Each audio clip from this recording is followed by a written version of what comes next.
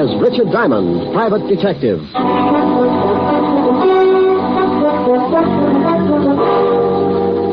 Hello there, this is Diamond. Well, it's Christmas Eve. And every year about this time, my business takes a big nosedive. People usually pack up their troubles and start unpacking colored lights and Christmas tree ornaments.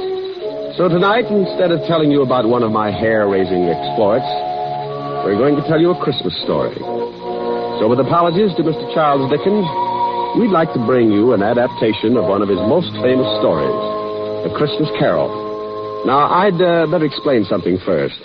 This version isn't exactly the way you've heard it many times before, because the particular type of characters I usually get mixed up with, this story is written to fit their talents and characteristics. Different from the Dickens original, certainly, but we feel that this story could easily happen today, anywhere. Like maybe right here in New York on a little side street just off the Bowery. So now I'd like to introduce our characters. Mr. Ebenezer Scrooge will be played by my good friend and guiding hand of the 5th Precinct Homicide Division, Lieutenant Walter Levinson. Walter? Otis. The character of Jacob Marley will be played by one of my dearest friends and constant companions. Otis, that's you. Huh? Oh, Sergeant Otis Loveloon. Loveloon. Walt. Oh, sorry, Helen. Tiny Tim will be played by our corner newsboy. Johnny Rawlins. Tiny Tim's mother will be played by my red-headed gal friend. Helen Asher. The rest of the characters will be played by members of the 5th Precinct Police Station. Officer O'Reilly, Officer Lund, Officer Lefkowitz, Sergeant Miller. The music will be furnished by the 5th Precinct Police Band, directed by Patrolman Worth. And now, our version of the Christmas classic, Charles Dickens' A Christmas Carol.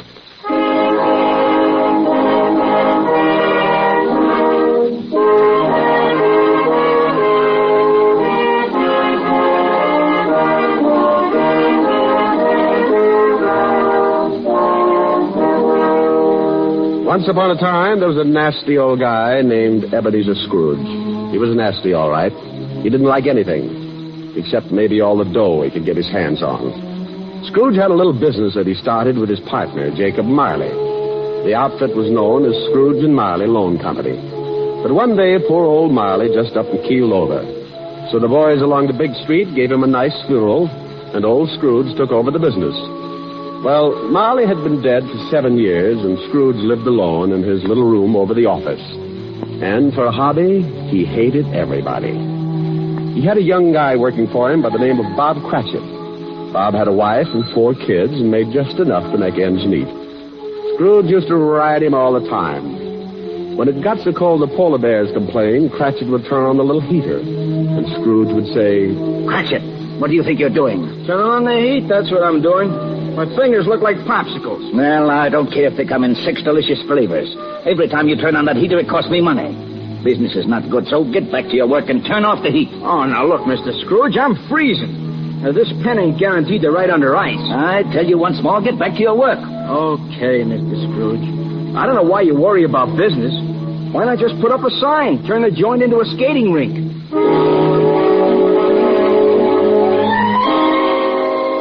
This was no time for any decent guy to act like that. It was Christmas Eve. Along about 5 o'clock, into the office came Scrooge's nephew, Fred. Well, Merry Christmas, Bob. Oh, Merry Christmas, Fred. You get back to your work, Cratchit. Okay. Yeah. Well, Merry Christmas, Uncle. Oh, swell. Merry Christmas.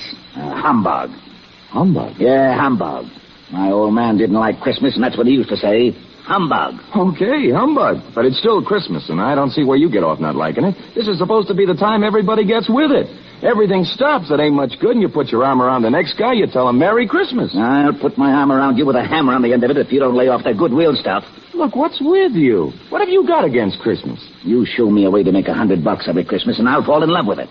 Every time the holidays roll around, nobody pays their bills, and they all run around like they own the Chrysler Building. Look at you. $60 a week and you're coming on like Rockefeller. Well, sure I make a lousy $60, but it ain't easy. But once a year, something happens with everybody in this big world. Well, nearly everybody. Because this is a day that somebody else started to make things right for us. And he had a really tough time doing it. It's more than just remembering. It's feeling. It's all around you. Christmas has got to be merry. Don't you get it? You want me to be merry? Well, sure. Then go get some of these joyous clients of mine to pay off their loans. The missus asked me to invite you over for dinner tomorrow. Now, don't hold your breath. Okay. Merry Christmas, Bob. Merry Christmas, Fred. Merry Christmas, Uncle. Merry Christmas, Merry Christmas. Humbug.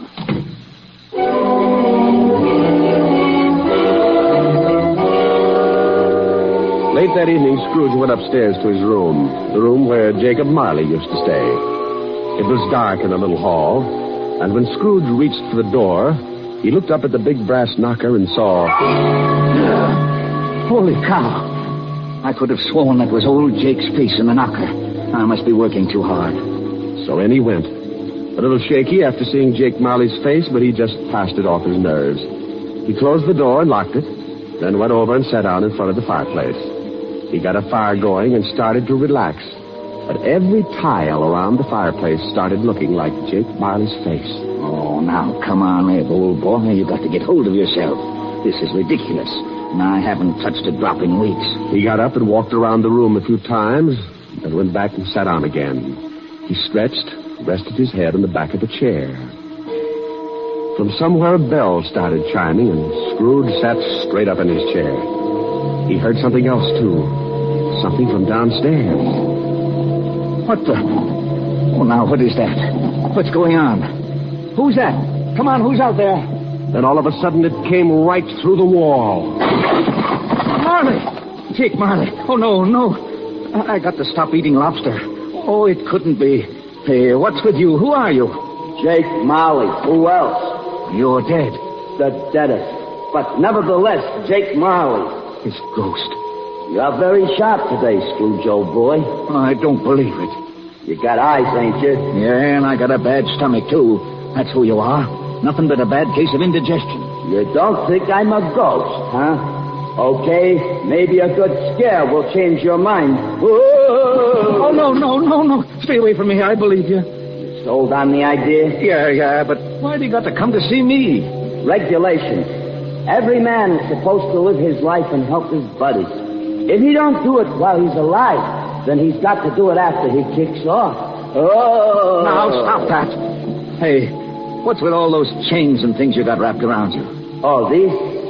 Well, this here chain is like my life. Each one of these links is something I did wrong. But why do you have to hold it around with you? Why don't you check it someplace? Scrooge, old boy, when we was in business together, I never took time out to do any good. I just kept making a buck and figured that was enough. Well, now I got to pay for it. I got to haul this chain around and try to make up for all the things I didn't do when I was alive. But why come to me? Because you're going to end up just like me, unless we do something in a hurry. Now, I haven't got much time, so you better listen. No, I don't want to be like you. I'll listen. Okay. You're going to have 3 visitors. You're going to be haunted by 3 spirits. Oh, no. It's the only way you can keep from being like me. When you hear that bell strike 1, the first one will be here.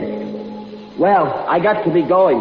You won't see me again, but you remember what I told you. So long, Scrooge, old boy. Your goosebumps can relax now.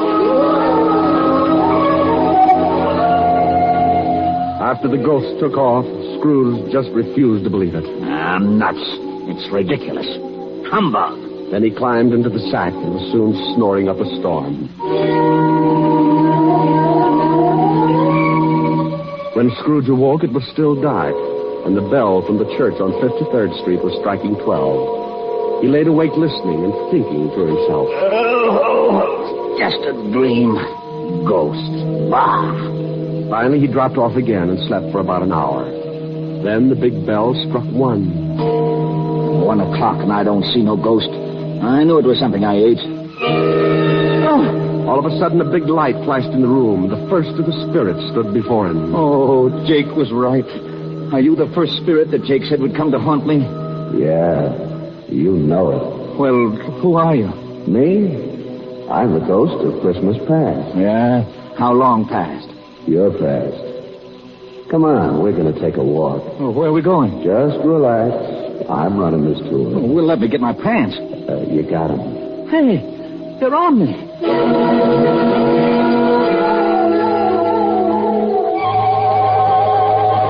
With that, the ghost of Christmas past grabbed Scrooge by the hand, and they both flew out of the window. Scrooge nearly lost his upper plate.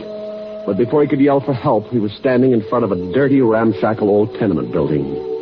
You know where you are? Sure, I know where I am. This is where I was brought up.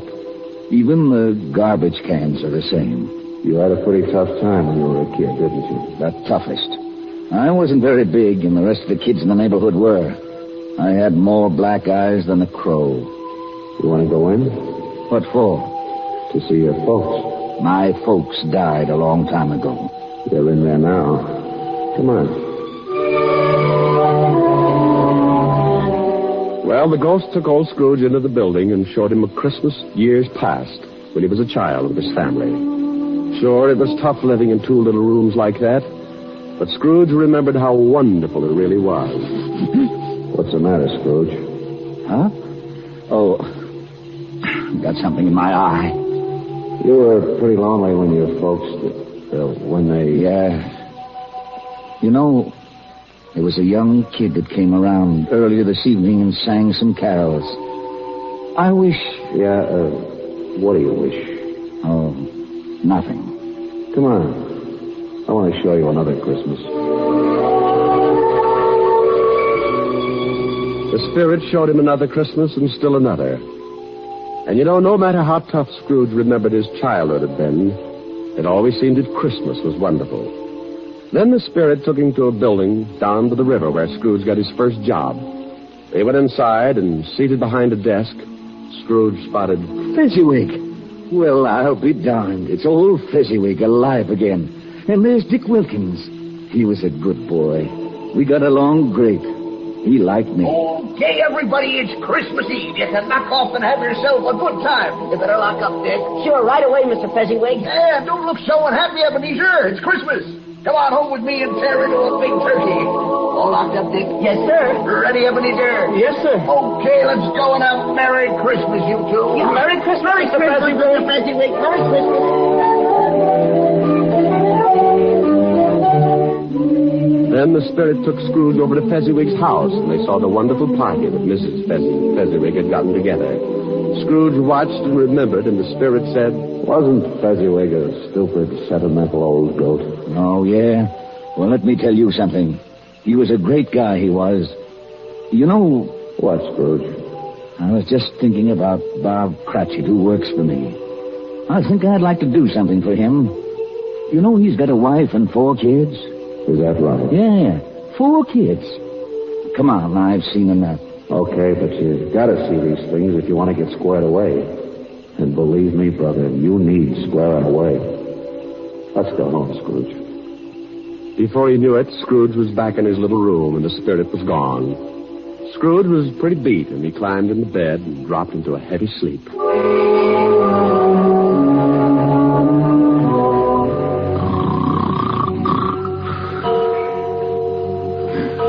Huh? What's that? It's 2:00. Hey, that light in the other room. I got burglars. Hey, Scrooge. Scrooge, come on in. Who's that? What are you doing in the other room? Come on in. Take a look. It's pretty nifty. Hey, what is this? What have you done to the room? It looks like Macy's window. Where'd you get all the holly and the mistletoe? And how'd you get it in here? You like it? Oh, for Pete's sake, a Christmas tree. Who are you? The ghost of Christmas present. Now, don't tell me you don't like the way I fix things up. I work pretty hard. Oh, the second ghost. Okay, take me wherever you want to go, but believe me, the next time I try the train. Come on, let's go.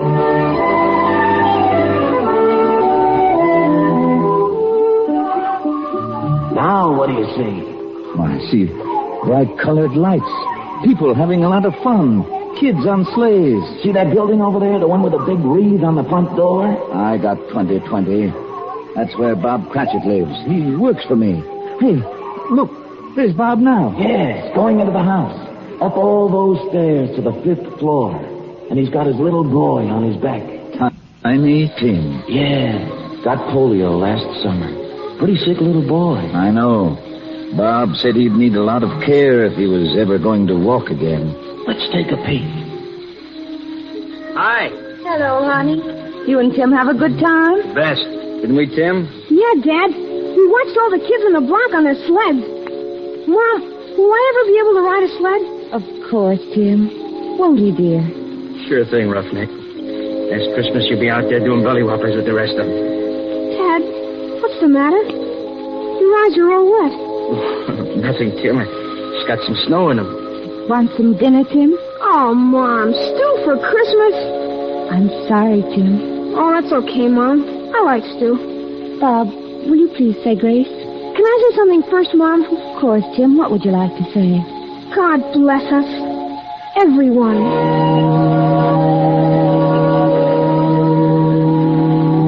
What's the matter, Scrooge, old boy? Got some snow in your eyes, too? Tell me something. Sure, if I can. What about Tiny Tim? Oh, can't say for sure.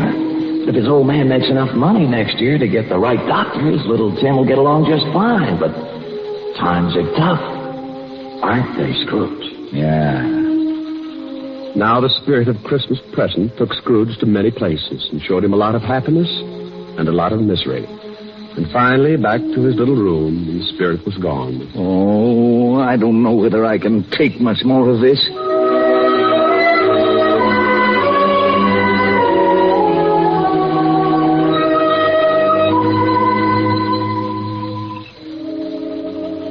Then the new ghost drifted in. This was the worst yet. He was really done up for haunting. He was all dressed in black with one arm sticking out and pointing right at poor old Scrooge. This was the last one of the spirits. Scrooge's knees sounded like castanets on a reducing machine. Okay, you don't have to tell me. You're the ghost of the Christmas that hasn't come yet. You I'm really scared of. The ghost took off with Scrooge right after him. The city disappeared, and Scrooge found himself in the outskirts of town, standing in the graveyard. The night was howling like it was mad. And as Scrooge looked down, he saw... Hey, what's this? What's this stone? The black spirit stood still and pointed, so Scrooge leaned down and pulled away the bushes and saw it was a tombstone. There's a name here. Ebenezer Scrooge. Oh, no. Look, not this. Believe me, I don't want this. I know I've done wrong, but I'm not kidding. I really know what Christmas means. It doesn't mean just today or tomorrow. It's every day. Every day of your life. I swear I'll do better. Only take me away from this. Let me try. Let me try to make Christmas right for me and everybody else. Please, don't let this happen. Give me another chance. Well, don't just stand there. Put your arm back in. You'll catch cold. Well, say something. Suddenly, Scrooge dropped to his knees and reached out for the spirit. But something happened. The spirit started to shrink. Then it collapsed. And when Scrooge looked up... What the... My bedpost. My own bedpost. I'm home. Oh, thank goodness. I lived the past and the present and the future, and now I'm home. Hallelujah. Spirits, wherever you are, believe me. From now on, things are going to be different. Oh, yeah. And thanks. Christmas! Morning, Christmas! Hey, boy. Yeah? What day is this? It's Christmas. What's with you? Christmas. Oh, boy, I haven't missed it. The spooks did it all in one night. Boy. Yeah? Oh, it's you, Mr. Scrooge. How many papers have you got? I don't know. One. Well, here's $5. Throw them away and go have yourself a Merry Christmas. Gee, thanks, Mr. Scrooge. And a Merry Christmas to you. Hey, boy, say that again. Thanks? No, the other. You mean Merry Christmas? Yeah, that's it. Merry Christmas.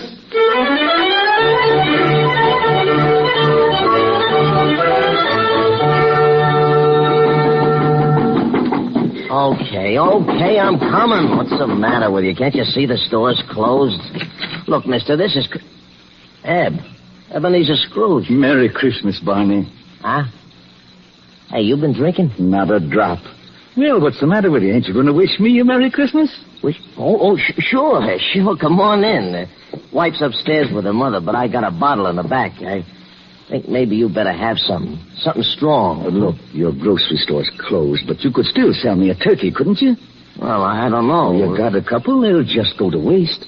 Hey, what do you want a turkey for? You've been eating at the automat every Christmas for the last 7 years. Oh, it's not for me. But nevertheless, I have been invited to my nephew Fred's house for a Christmas dinner. Well, then who's the bird for? Bob Cratchit. You know, the young guy that works for me. Oh, yeah. How much you going to charge him? Here's $20. That ought to be enough for the bird. No. It ain't worth that much. You sure you ain't been into something? Well, if it's too much, give the rest to your kid and have him deliver the turkey to Cratchit's house. Huh? Here's the address, and don't tell Cratchit who sent the thing, okay? Okay. Merry Christmas, Barney. Yeah. Merry Christmas.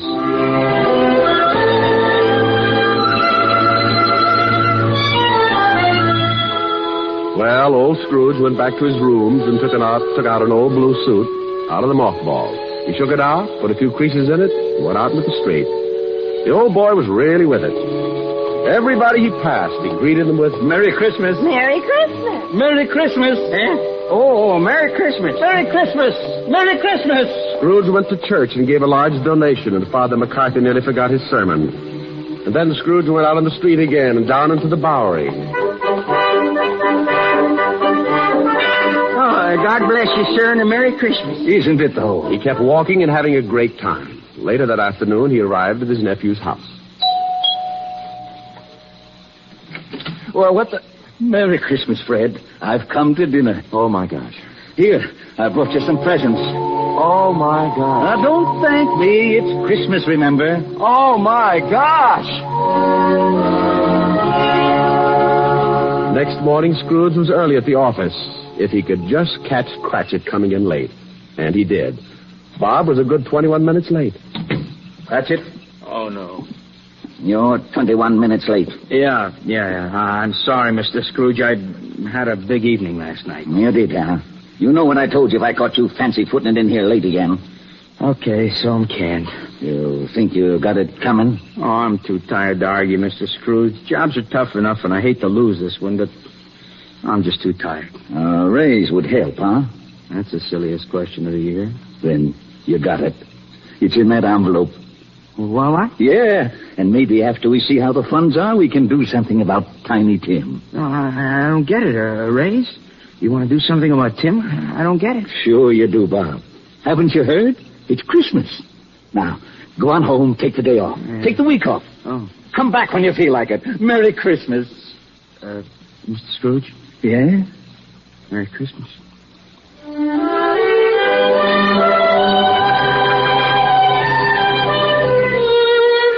And Scrooge really did it. He was as good as his word, better even. He made it the merriest Christmas ever.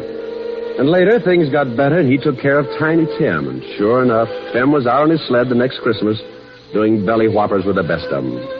Every Christmas thereafter, all along the big street, it was said, if anyone knew how to make Christmas merry, old Ebenezer Scrooge was that one. And I hope that can really be said about all of us.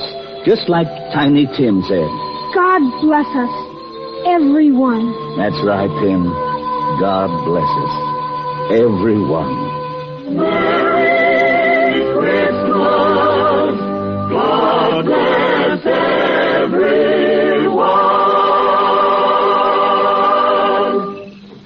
Oh, Rick. Yes, Ellen? That was wonderful. Not quite the way Dickens wrote it, but it meant the same thing. Oh, you really like it, baby? Oh, I loved it. No reason in the world why old Scrooge couldn't have been living right here today. You've got the spirit, and that's what counts.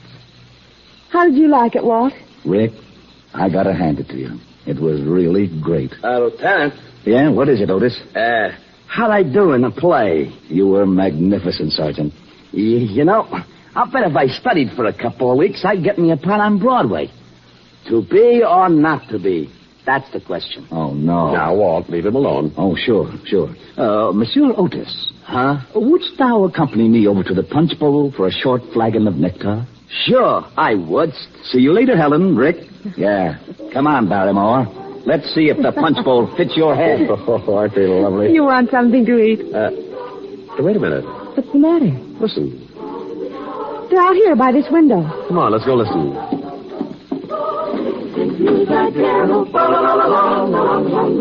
See the blazing newly forest, fa-la-la-la-la-la-la-la-la. Strike the harp and join the chorus, fa-la-la-la-la-la-la-la. Follow me in merry measure, fa-la-la-la-la-la-la-la. While I tell of you thy treasures, fa-la-la-la-la-la-la-la. Oh, wasn't that wonderful, Rick? It sure was. Rick, sing something with them. Oh, no, honey, I don't want to loss up the act. Please, Rick, come on. All right. I'll tell you what I'll do. Everybody usually sings Christmas songs about snow. I'm going to sing one about sunshine. It's called Melikalikimaka. Melikalikimaka? Well, it means Merry Christmas in Hawaiian. In Hawaii? Sure. It's a brand new song. They love it over there, and we'll love it here.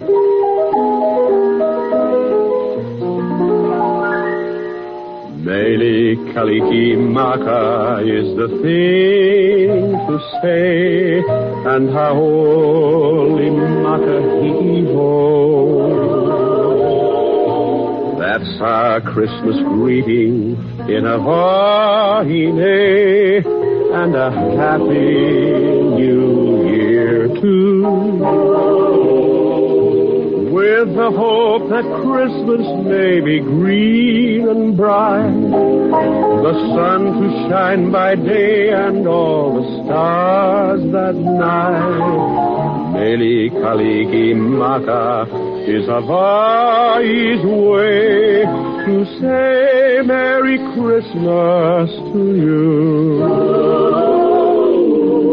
With the hope that Christmas may be green and white, the sun to shine by day, and all the stars that night. Melikalikimaka is Hawaii's way to say Merry Christmas to you.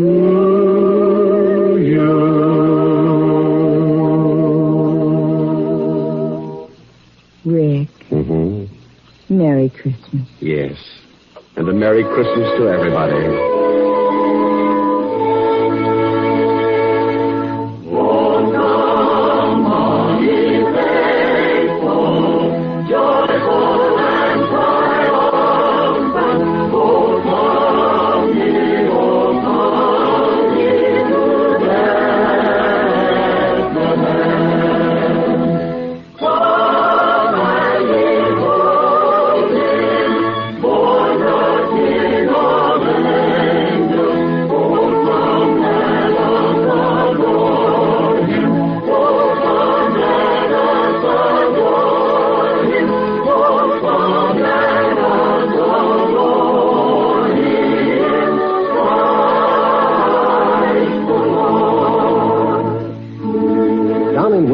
Pennsylvania, radio station WBRE today is celebrating its silver anniversary of serving the people of the coal country with better programming. From all of us in Hollywood, congratulations to NBC affiliate WBRE on 25 years of broadcasting and best wishes for another 25. Dick Powell as Richard Diamond, private detective, will return to the air at a new day and time, Sunday, January 15th. Till then, this is Eddie King relaying our best wishes for the holiday season. Now hear Home for Christmas and Hopalong Cassidy on NBC.